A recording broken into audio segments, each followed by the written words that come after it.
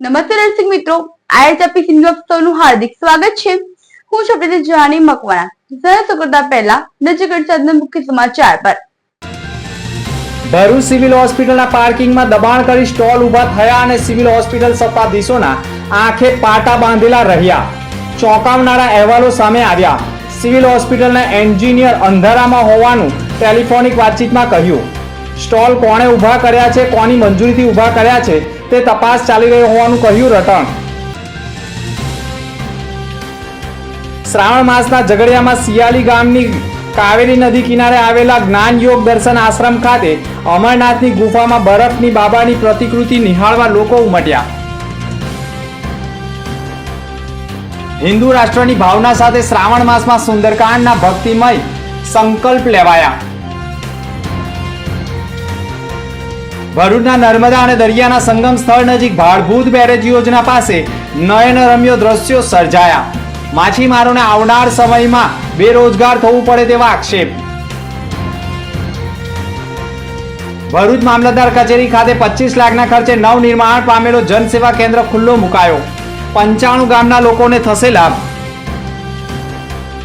ભરૂચના જંબુસરથી આમોદને જોડતા ઢાઢર નદી પરનો બ્રિજ જર્જરિત હાલતમાં હોવાથી તંત્ર દ્વારા તેને સમારકામ અર્થે બંધ કરવામાં આવ્યો હતો। ત્યારે બ્રિજ બંધ થતાં જ મીઠા અને ઈંટના વેપારીઓ અને શ્રમિક વર્ગને તંત્રને આવેદનપત્ર પાઠવ્યું છે, જેમાં તેઓએ આક્ષેપ કર્યા છે કે જંબુસર શહેર તાલુકા વિસ્તારમાં ઈંટ ઉત્પાદકોના અંદાજે 35થી 40 ભઠ્ઠા આવેલા છે, જેમાં અંદાજિત 2400થી 3000 શ્રમિકો રોજગારી મેળવે છે અને વાહનો હાલ વૈકલ્પિક રસ્તો ઉપર પસાર થાય છે, પરંતુ આવવા જવામાં આશરે 90થી 125 કિમીનો ફેરો થાય છે, જેનો અંદાજિત 30થી 40 લીટર ડીઝલ તેમજ ટોલટેક્સનું ભારણ વધે છે। વૈકલ્પિક રસ્તાઓ ગ્રામ્ય વિસ્તારમાંથી જતા હોય તેથી ત્યાંના લોકલ ગ્રામજનો સાથે પણ ઘર્ષણ ઊભું થતું હોવાના આક્ષેપ સાથે પરિસ્થિતિને ધ્યાનમાં રાખી અત્યારે જ ઢાઢર નદી ઉપરનો પુલ અંદાજિત 300થી 400 મીટરના બ્રિજને પસાર કરવા દેવામાં આવે તો વધારાના ખર્ચનું ભારણ ઓછું થઈ શકે તેમ હોવાનો આક્ષેપ સાથે ઢાઢર નદીનો પુલ ભારે વાહનો માટે ચાલુ કરવાની માંગ કરતું આવેદનપત્ર જિલ્લા કલેક્ટરને સુપ્રત કરાયું હતું।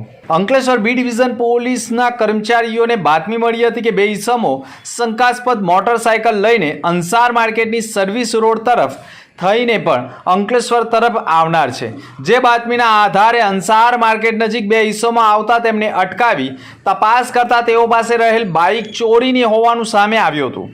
આ અંગે આરોપીઓ ઉસ્માન સિદ્દીકી અને મોહમ્મદ સલમાન ચૌધરીની પૂછપરછ કરતા તેઓએ તેમના મિત્ર મુસ્તફા મનહીરા સાથે હાંસોટ વિસ્તારમાંથી બાઇકની ચોરી કરી હોવાનું બહાર આવ્યું હતું।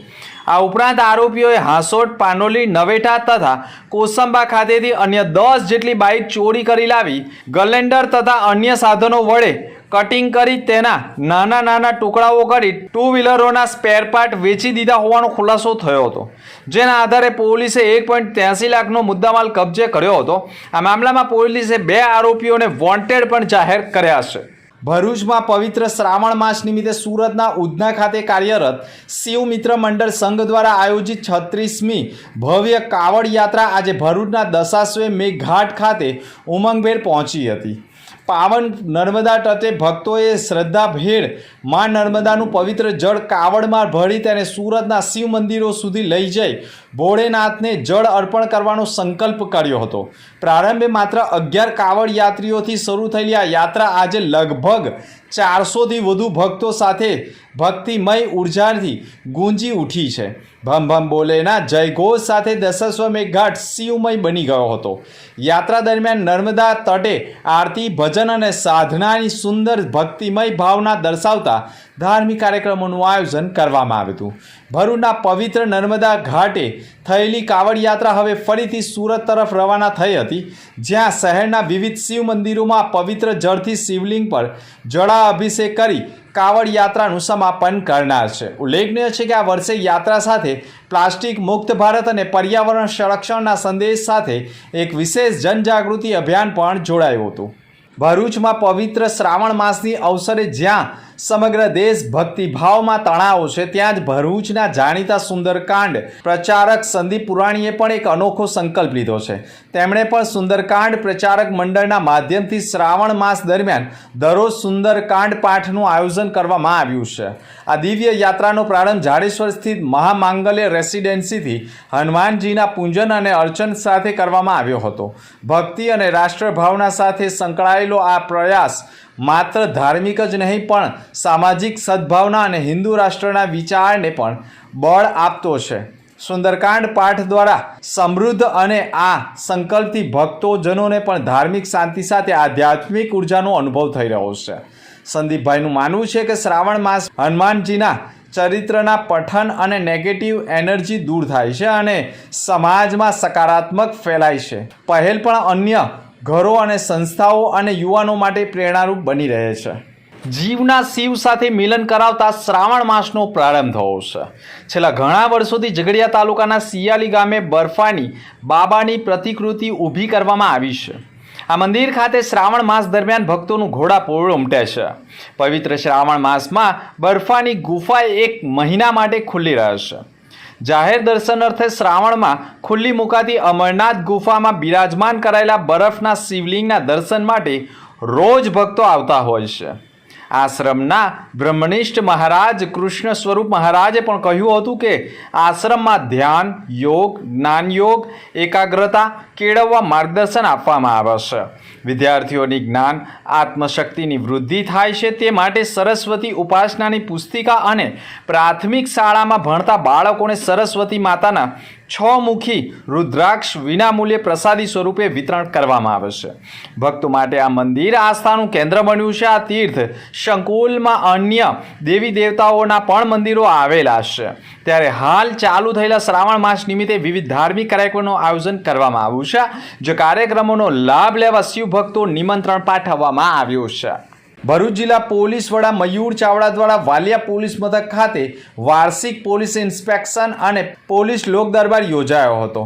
પોલીસ વડાએ પણ ઇન્સ્પેક્શન કર્યું હતું અને પોલીસ દરબારમાં પણ પોલીસ જવાનોના પ્રશ્નો સાંભળી તેના નિરાકરણ લાવવાની ખાતરી આપી હતી. આ વાર્ષિક પોલીસ ઇન્સ્પેક્શન અને પોલીસ દરબારમાં ઝઘડિયા જીઆઈડીસી પોલીસ મથકના પીઆઈ પી.કે. રાઠોડ, ઝઘડિયા પોલીસ મથકના પીઆઈ એન.આર. ચૌધરી, રાજપારડી પોલીસ મથકના પીઆઈ એચ.બી. ગોહિલ તેમજ વાલિયા પોલીસ મથકના પીઆઈ એમ.બી. તોમાર સહિતના ઉમલ્લા પોલીસ મથકના પીઆઈ કે.એમ. વાઘેલા સહિતના પોલીસ જવાનો પણ જોડાયા હતા. અંકલેશ્વર નજીક નેશનલ હાઈવે નંબર 48 ઉપર આજે ફરી એક વખત ભારે ટ્રાફિક જામની સમસ્યા સર્જાઈ રહી હતી. ટ્રાફિક જામના કારણે હાઈવે ઉપર વાહનોની લાંબી કતારો જામી જતા વાહન ચાલકોને ભારે હાલાકી ભોગવવાનો વારો આવ્યો હતો. આ વિસ્તારમાં અવારનવાર ટ્રાફિક જામની સમસ્યા ઊભી રહે છે. ખાસ કરીને પિકઅપ વર્ષ દરમિયાન જો કે ટ્રાફિક વિભાગ દ્વારા ટ્રાફિક નિયંત્રણના પગલાં લેવામાં આવતા હોવા છતાં સમસ્યા યથાવત રહી છે. વાહન ચાલકોને મુસાફરો દ્વારા નિયમિત ટ્રાફિક વ્યવસ્થા માટે યોગ્ય પગલાં લેવાની માંગ ઉઠી છે. પ્રશાસને પણ હવે આ મુદ્દે ગંભીરતાપૂર્વક વિચારણા કરવાની જરૂરિયાત છે. જેથી અંકલેશ્વર નજીકના નેશનલ હાઈવે 48 ઉપર સર્જાતા વારંવારના ટ્રાફિક જામથી લોકોને રાહત મળી શકે તેમ છે. રાજ્યના મુખ્ય પ્રધાન ભૂપેન્દ્ર પટેલના માર્ગદર્શન હેઠળ વહીવટના સરળીકરણ માટે દરેક તાલુકા મથકોને જનસેવા કેન્દ્રનો પ્રારંભ કરાયો છે. ત્યારે ભરૂચ મામલતદાર કચેરી ખાતે પણ 25 લાખના ખર્ચે નવનિર્માણ પામેલા કોર્પોરેટ કક્ષાના જનસેવા કેન્દ્રનું ઉદ્ઘાટન કરવામાં આવ્યું હતું. આ પ્રસંગે ભરૂચના ધારાસભ્ય રમેશભાઈ મિસ્ત્રી, વાગડાના ધારાસભ્ય અરુણસિંહ રણા, કલેક્ટર ગૌરાંગ મકવાણા, અધિક કલેક્ટર એન.આર. ધાંધલ, ભરૂચ મામલતદાર માધવી મિસ્ત્રી સહિતના અધિકારીઓ તેમજ કર્મચારીઓ ઉપસ્થિત રહ્યા હતા. આ જનસેવા કેન્દ્રમાં રાજ્ય સરકારની 600થી વધુ યોજનાઓ લોકો સુધી સરળ રીતે પહોંચે તેમજ કામ કરી શકે તેવી વિવિધ માહિતી પૂરી પાડવામાં આવી હતી અને ભરૂચ તાલુકાના 95 જેટલા ગામના લોકો જનસેવા કેન્દ્રનો લાભ લઈ શકશે. ભાડભૂત બેરેજ યોજના માછીમારો માટે પાટા ઉપર પાટું મારવા સમાન હોવાના કારણે માછીમારોએ પણ ભાડભૂત બેરેજ યોજના સામે સંખ્યાબંધવાર વિરોધ દર્શાવી આક્રોશ ઠાલવ્યો. છતાં પણ નર્મદા અને દરિયાના સંગમ સ્થળ એવા ભાડભૂત નજીક દરિયાનું ખારું પાણી નર્મદામાં ન આવે તે માટે ભાડભૂત બેરેજ યોજના તાત્કાલિક જાહેર કરી કામ શરૂ કરવામાં આવતા 80% જેટલું ભાડભૂત બેરેજ યોજનાનું કામ પૂર્ણ થયું છે અને પ્રથમ માછીમારોની સિઝનમાં જ મોટી જુવાળમાં મબલક માછલીઓનું ઉત્પાદન પણ મોટી સંખ્યામાં થયું છે, જેના કારણે માછીમારોને પણ માછીમારીમાં માછલીઓનું ઉત્પાદન તો સારું થયું, પરંતુ જોઈતા ભાવ ન મળતા અને માછલીઓના સંગ્રહ માટે પણ પૂરતા પ્રમાણમાં બરફ પણ ન મળતા આખરે માછલીઓનો નિકાલ પણ તળાવ કે અન્ય સ્થળે કરવાની ફરજ પડતા માછીમારો પાસે આવેલો કોળિયો પણ છીનવાઈ ગયો હોવાનો પણ અનુભવ સંખ્યાબંધ માછીમારોએ કર્યો છે. દેવસુતી એકાદશીથી ભાડભૂતના નર્મદા અને દરિયાના સંગમ સ્થળેથી માંડી જનોર સુધીના પટમાં માછીમારોએ સિઝનનો પ્રારંભ માતાજીને દૂધાભિષેક સાથે ચૂંદડી અર્પણ કરીને કર્યો હતો અને પ્રથમ જુવાળમાં જ મોટી માત્રામાં માછલીઓનું ઉત્પાદન થયું, જેના કારણે ઘણા માછીમારીઓમાં પણ ખુશીની લહેર જોવા મળી હતી, પરંતુ માછીમારોમાં આવેલા કોળિયો છીનવાયો હોવાનો અનુભવ થયો છે. માછીમારોને પ્રથમ જુવાળમાં મબલક માછલીઓ મળી હોવાના મામલે માછીમારોએ પણ કહ્યું હતું કે જુવાળ તો મોટી આવી હતી અને બેરેજ યોજના પછી પણ માછલીઓ જેવી જગ્યાએ જોઈએ તેવી મળતી નથી, જેના કારણે માછીમારોને પણ અવારનવાર સમયે બેરોજગારી થવાનો સામનો કરવો પડે છે. બેરેજ યોજનાના કારણે દરિયામાંથી માછલીઓ નદીમાં નહિવત આવી રહી છે, પરંતુ કાસવા, સમની, મનાડ જેવા ગામમાં માછલીઓ વધુ ઉત્પાદન થતું હોવાનું સાચા અર્થમાં માછીમારોએ જ હવે બેરોજગાર થવાનો સામનો કરવો પડશે તેવો આક્ષેપ થયો છે. ભાડભૂત બેરેજ યોજના એટલે કે બેરેજ યોજનાની કામગીરીમાં 80% કામગીરી પૂર્ણ થતાં બેરેજ યોજના નજીક અદ્ભુત નયનરમ્ય દ્રશ્ય સર્જાઈ રહ્યા છે અને વાતાવરણ પણ અદ્ભુત જોવા મળી રહ્યું છે તેવું પણ માનવામાં આવે છે. ભાડભૂત બેરેજ યોજનાથી ઉદ્યોગોને લાભ થઈ શકે છે, પરંતુ માછીમારોને સરવાળે બેરોજગાર તરફ ધકેલવાનો સરકારનું મનસૂબો હોવાનો આક્ષેપ માછીમારો કરી રહ્યા છે. માછીમારોએ મત્સ્ય ઉદ્યોગને પણ ખેડૂતો તરીકે જાહેર કરવાની માંગ સાથે આવેદનપત્ર પણ પાઠવ્યું છે. એવું પણ કહેવાય છે કે ભાડભૂત બેરેજ યોજનાના કારણે દરિયાનું અને નર્મદાનું સંગમ સ્થળ ધીરે ધીરે ઘટી રહ્યું છે અને બેરેજ યોજના પણ ભાડભૂત ખાતે બની રહી છે અને 80% કામ પણ પૂર્ણ થયું છે. ઘણા માછીમારો એવા પણ છે કે જેઓ માછીમારીનો વ્યવસાય ન હોવા છતાં પણ થર્મોકોલની સીટ ઉપર જીવના જોખમે પણ માછીમારી કરી રહ્યા છે અને રોજગારી પણ મેળવી રહ્યા છે, પરંતુ માછીમારી માટે પણ હવે આવનાર સમયમાં માછીમારો બેરોજગાર બની શકે તેમાં કોઈ શંકાને સ્થાન નથી.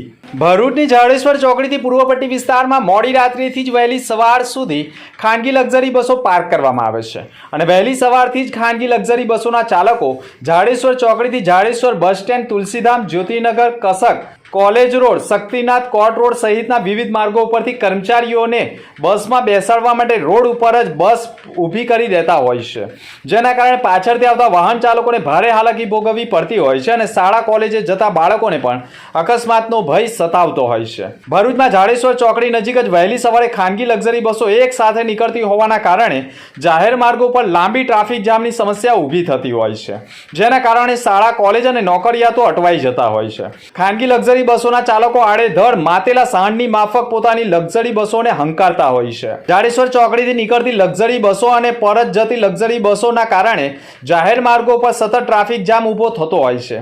આવા જ દ્રશ્યો રોજ વહેલી સવારે થતા હોય છે, જેના કારણે પોલીસે પણ વહેલી સવારે ડ્રાઈવ ઉપાડી ટ્રાફિક જામને હળવો કરવાની જરૂર છે. ભરૂચ જિલ્લા પોલીસ વડા મયુર ચાવડા અને જિલ્લા વહીવટી તંત્રએ સંકલનમાં રહી કસકમાં થતું ટ્રાફિક જામ હળવો કરવા માટેના જે પ્રયાસ કર્યા છે તે આવકારદાયક છે અને કસકમાં જે પ્રકારે પહેલા ટ્રાફિક જામ ગરનાળામાં થતું હતું તે અટક્યું છે, જેના કારણે હવે લોકોને રાહત મળી છે, પરંતુ સવાર સાંજ હવે ટ્રાફિકમાંથી મુક્તિ પણ મળી રહી છે.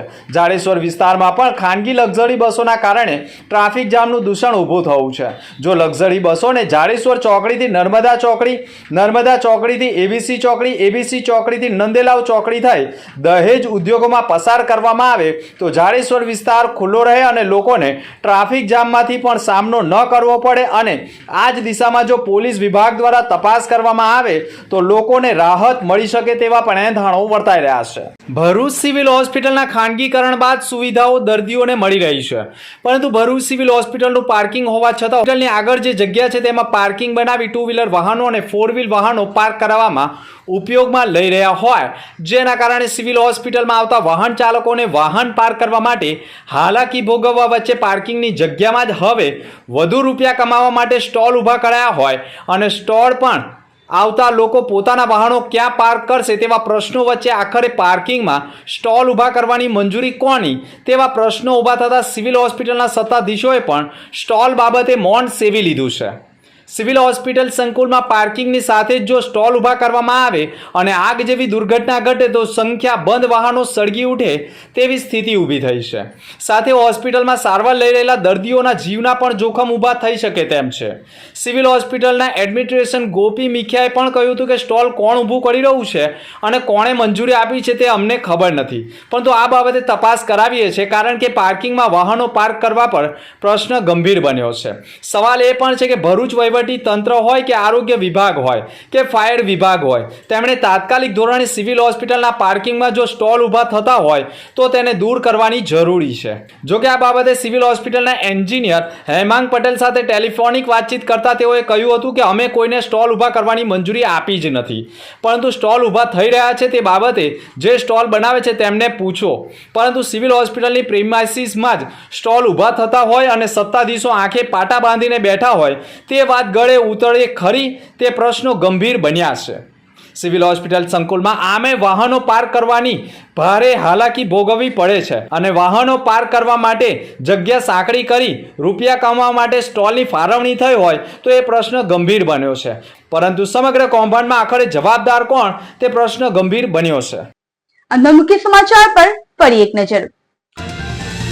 ભરૂચ સિવિલ હોસ્પિટલના પાર્કિંગમાં દબાણ કરી સ્ટોલ ઊભા થયા અને સિવિલ હોસ્પિટલ સત્તાધીશોના આંખે પાટા બાંધેલા રહ્યા. ચોંકાવનારા અહેવાલો સામે આવ્યા. સિવિલ હોસ્પિટલના એન્જિનિયર અંધારામાં હોવાનું ટેલિફોનિક વાતચીતમાં કહ્યું. સ્ટોલ કોણે ઊભા કર્યા છે, કોની મંજૂરીથી ઊભા કર્યા છે તે તપાસ ચાલી રહી હોવાનું કહ્યું રટણ. શ્રાવણ માસના ઝઘડિયામાં સિયાલી ગામની કાવેરી નદી કિનારે આવેલા જ્ઞાન યોગ દર્શન આશ્રમ ખાતે અમરનાથની ગુફામાં બરફની બાબાની પ્રતિકૃતિ નિહાળવા લોકો ઉમટ્યા. હિન્દુ રાષ્ટ્રની ભાવના સાથે શ્રાવણ માસમાં સુંદરકાંડના ભક્તિમય સંકલ્પ લેવાયા. ભરૂચના નર્મદા અને દરિયાના સંગમ સ્થળ નજીક ભાડભૂત બેરેજ યોજના પાસે નયનરમ્ય દ્રશ્યો સર્જાયા. માછીમારોને આવનાર સમયમાં બેરોજગાર થવું પડે તેવા આક્ષેપ. ભરૂચ મામલતદાર કચેરી ખાતે 25 લાખના ખર્ચે નવનિર્માણ પામેલો જનસેવા કેન્દ્ર ખુલ્લો મુકાયો. 95 ગામના લોકોને થશે લાભ. તો આ તો અત્યાર સુધીના સમાચાર. આવતીકાલે ફરી મળીશું નવા સમાચાર સાથે. નમસ્કાર.